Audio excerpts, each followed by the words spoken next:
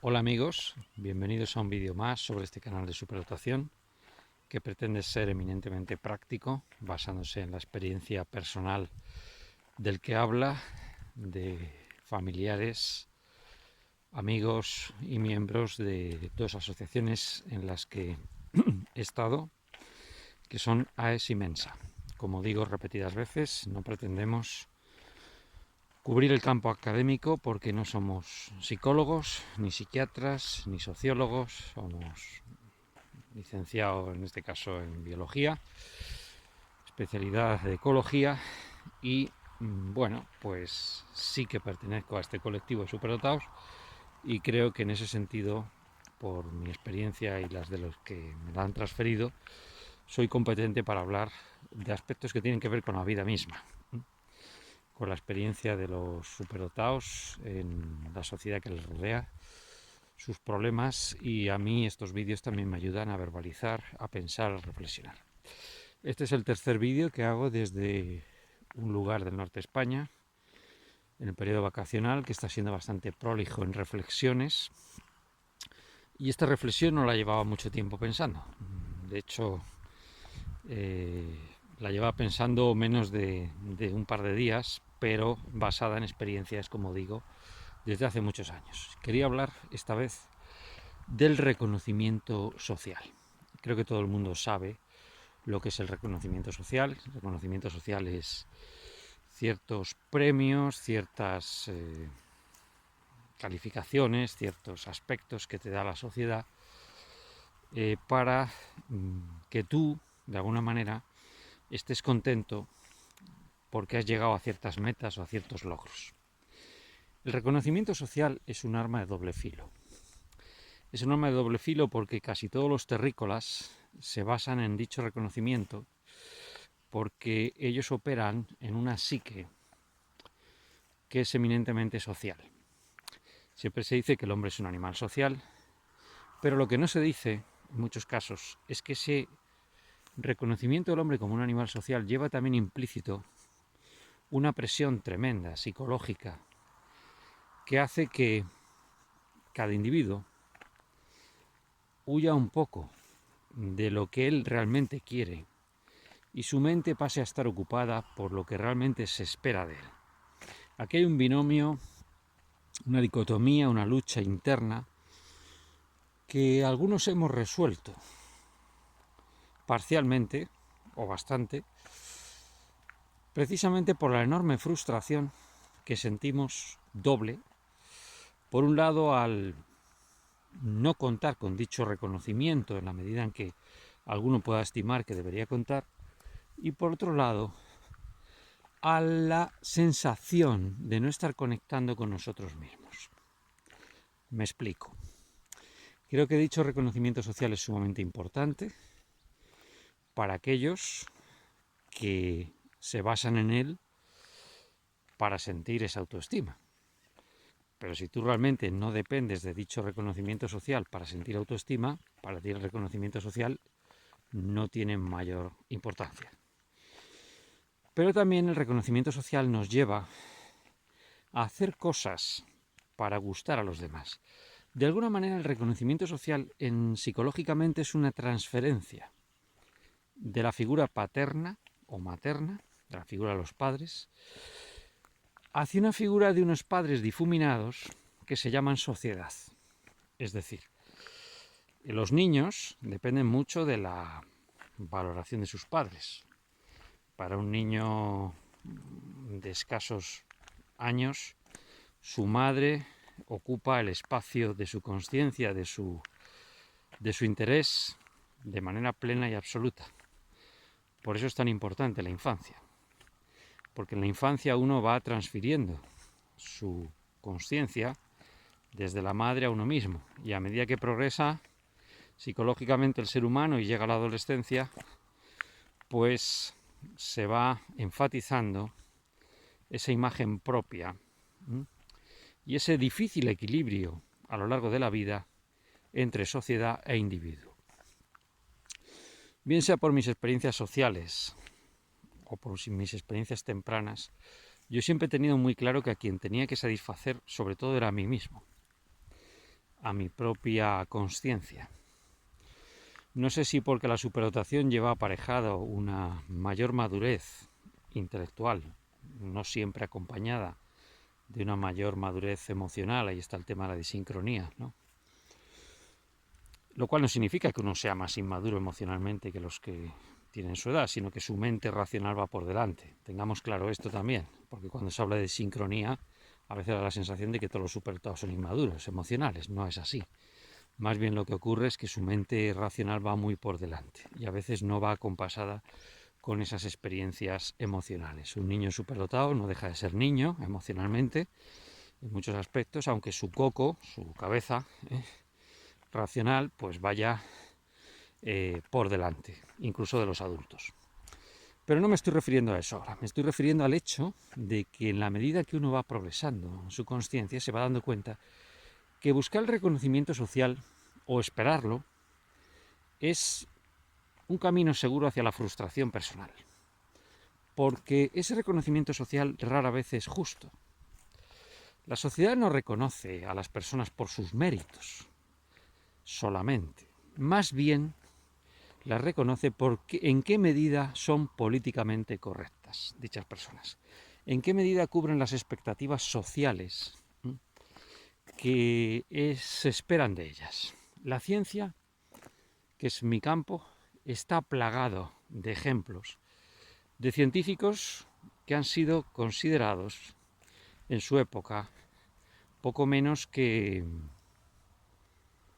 demonios y que el tiempo les ha situado en su lugar correspondiente. Filósofos, hombres de letras, de muy diverso tipo. La historia está plagada de ellos. Puedo poner los ejemplos que siempre pongo, pero existen muchos más. Fijémonos, por ejemplo, lo he citado varias veces, en el caso de Van Gogh, considerado un paria, un antisistema, un fuera de lugar, y hoy en día sus cuadros son reconocidos como los de un auténtico genio y las galerías están dispuestas a pagar inmensas cantidades por exponerlos, y sobre todo los coleccionistas de más prestigio o de más poder adquisitivo estarían dispuestos a pagar por dichos cuadros también, cantidades desorbitadas. ¿Qué pasaría de Van Gogh si hubiera nacido en otra época? Pues que se hubiera sido considerado un genio desde el principio, habría sido reconocido. Por tanto, el reconocimiento social depende de la época, depende de la personalidad del individuo, del estatus, del momento histórico, de 100.000 cosas que hacen que ese reconocimiento social rara vez sea justo. Y los superdotados como plantean un paradigma para la sociedad, porque ya hemos dicho que la sociedad depende de las personas más inteligentes para progresar y que en muchos casos esas personas inteligentes, por ser diferentes, son atacadas. Resulta que cualquier superdotado que pretenda basarse en el reconocimiento social está abocado a la frustración y a la sensación de todavía peor, porque no solamente soy diferente, sino que además la sociedad no me reconoce los méritos que yo hago, mi trabajo, mi esfuerzo. Yo, desde que fui detectado el año 2010 como superdotado, pasando varios tests, me hicieron un test de personalidad para, detectar que no fuera otra la causa, aunque la psicóloga que me lo habló lo tenía clarísimo desde el principio, lo he contado en algunas conferencias o en distintos foros.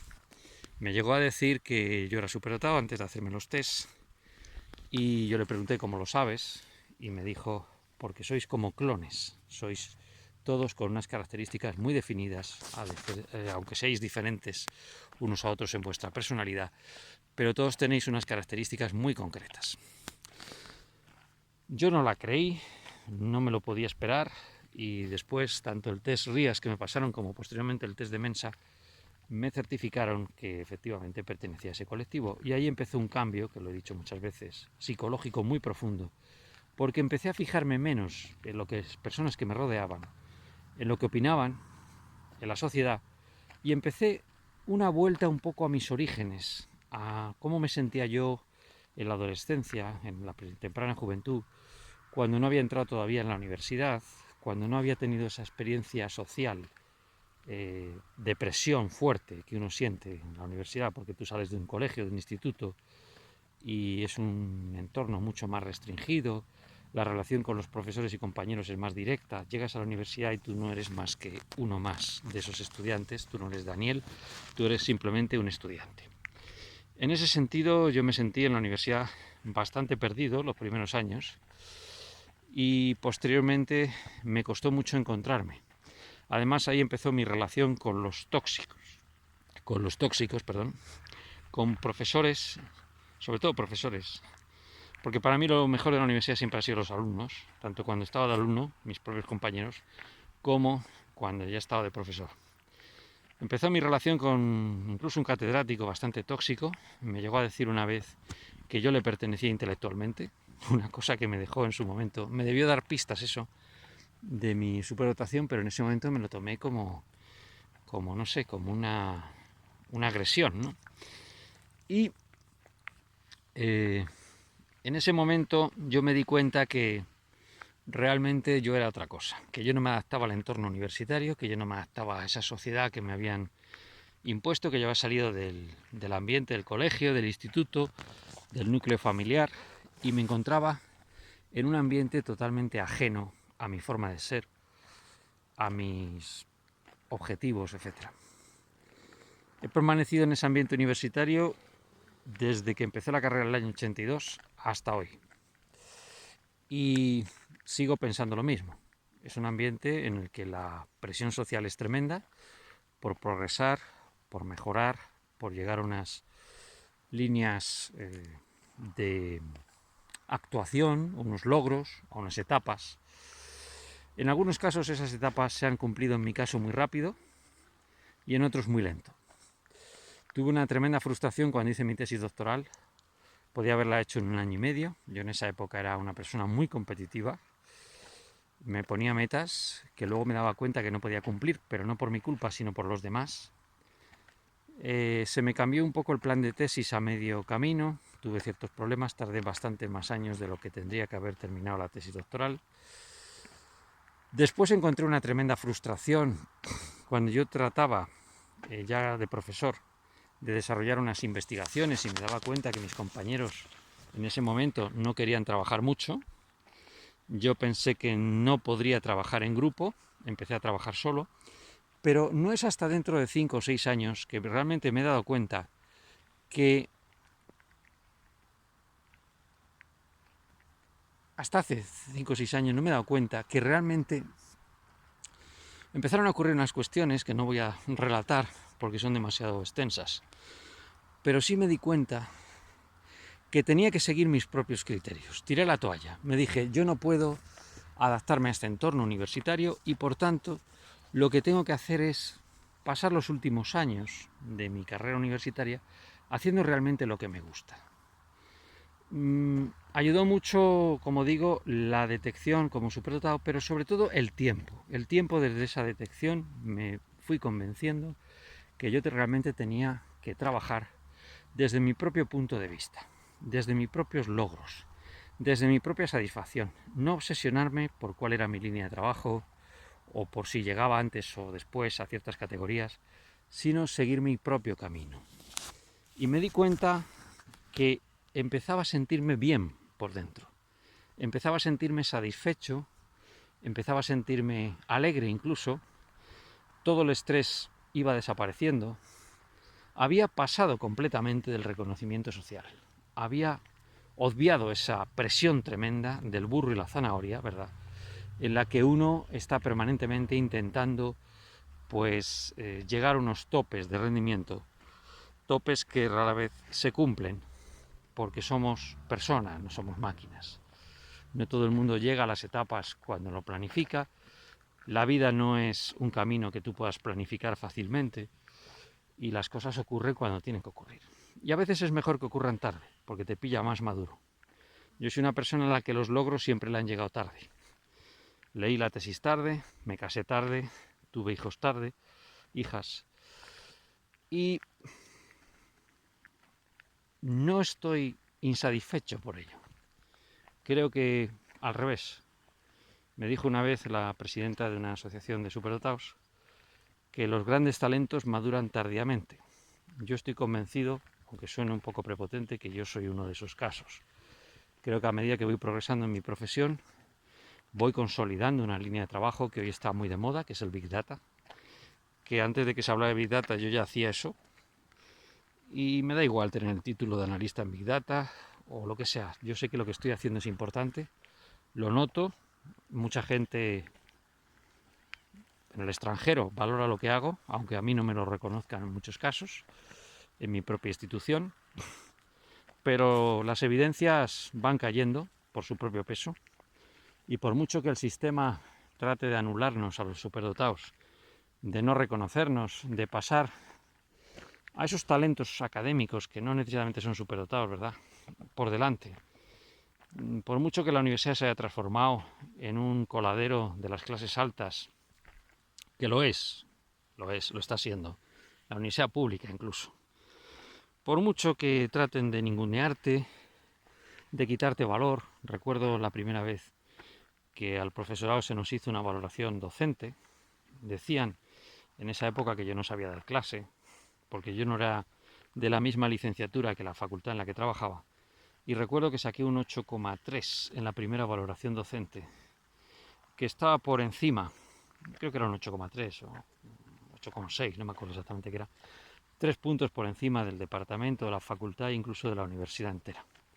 Luego he tenido valoraciones docentes con altibajos, nunca malas, pero siempre sometido a una tremenda presión. Es un sistema de la valoración docente que también tiene sus vicios, no voy a hablar de ello ahora, pero bueno, he ido más o menos superando ese escollo. Prueba de ello es que tengo 5 quinquenios de investigación y con el tema, de docencia, y con el tema de la investigación no me ha ido tan bien, paradójicamente, a pesar de haberle dedicado mucho esfuerzo, por esos problemas de organización, de capacidad para sintetizar, que tenemos muchos superdotados, lo cual no significa que yo en mi cabeza tenga ideas para hacer artículos científicos todas las semanas, pero me ha costado un poco entender una cosa muy sencilla, que ya he hablado de ella con el vídeo del rendimiento académico, que era que yo tengo que simplificar para hacer trabajos científicos. Y desde que lo hago me va relativamente bien, y por eso digo que maduraré tardíamente. Me quedan a la fecha de este vídeo 9 años para jubilarme. No me cabe la menor duda que cuando me llegue la jubilación seguiré trabajando, porque una de las cosas buenas que tiene el no reconocimiento social es que te acostumbras a trabajar solo en unas condiciones muy difíciles, y yo es como si estuviera jubilado ya desde hace 20 años. Es decir, yo voy, doy mis clases, me relaciono con 4 o 5 profesores que considero amigos y compañeros, el resto lo ignoro, con los alumnos estupendo en general, y trato de hacer mi trabajo lo mejor posible, no espero nada del sistema, es más, si el sistema me viene con alguna palmadita en la espalda, tiendo a rechazarlo porque no me gusta, renunciaré a cualquier puesto académico que me ofrezcan de tipo político, no me interesa, solo me interesa aprender y estudiar. Y desde que yo estoy satisfecho de mí mismo y buscando mi propia satisfacción a la hora de estudiar y de aprender qué es lo que me causa placer, vivo realmente feliz. Créanme ustedes si les digo que soy una persona realizada, soy una persona contenta consigo misma, estoy satisfecho con mi trabajo, y en parte lo he hecho porque no me ha quedado más remedio que renunciar al reconocimiento social. Porque como ese reconocimiento social nunca llegaba, como tú veías que eran los demás a los que se reconocía a igualdad de méritos o incluso menos, y que tú veías que eras visto como un anacronismo, cuando el anacronismo son ellos, y en definitiva tú te dabas cuenta que no tenías nada que hacer en una sociedad de terrícolas, pues de repente empiezas a pensar, bueno, ¿y para qué voy a seguir yo en este camino? ¿Por qué no seguir mi propio camino? O sea que en mi caso no es por méritos propios tampoco el haber llegado a este punto, sino porque la sociedad no te deja más remedio que buscar en tu propio yo. Si todo falla a tu alrededor, si la gente te ataca, no reconoce lo que haces, te trata como si fueras tonto, cuando los tontos son ellos, se ríe de ti y de tus logros. Yo recuerdo, por ejemplo, Yo inicialmente empecé a trabajar con el tema cinegética de ciervos. Fui reconocido como, me presentó un compañero como uno de los expertos de la universidad en ese tema. Solamente había publicado unos pocos artículos, tampoco se me podía calificar de experto. Y me hizo mucha gracia porque al año me empezó a interesar otro tema, el del cambio climático, la dendrocronología, el estudio de los anillos de los árboles. Y recuerdo que unos compañeros empezaron a bromear diciendo que yo iba a poner una carpintería. Incluso llegó un catedrático haciéndose el gracioso diciéndome que tenía unos muebles en casa si podía pasar a barnizarlos y de tal, porque procesábamos maderas. Empecé a publicar trabajos de dendrocronología, ya se callaron, y me dio por la bioacústica, por el estudio de la acústica de los animales, y empecé a hacer estudios sobre el ruiseñor, el canto del ruiseñor en ciudades y el ruiseñor silvestre. Publicamos un artículo sobre ello, bueno, un capítulo de un libro que se sacó, y recuerdo que un compañero decía: se ha vuelto loco, jaja, jiji, jojo, ahora estudia el canto de los pajaritos.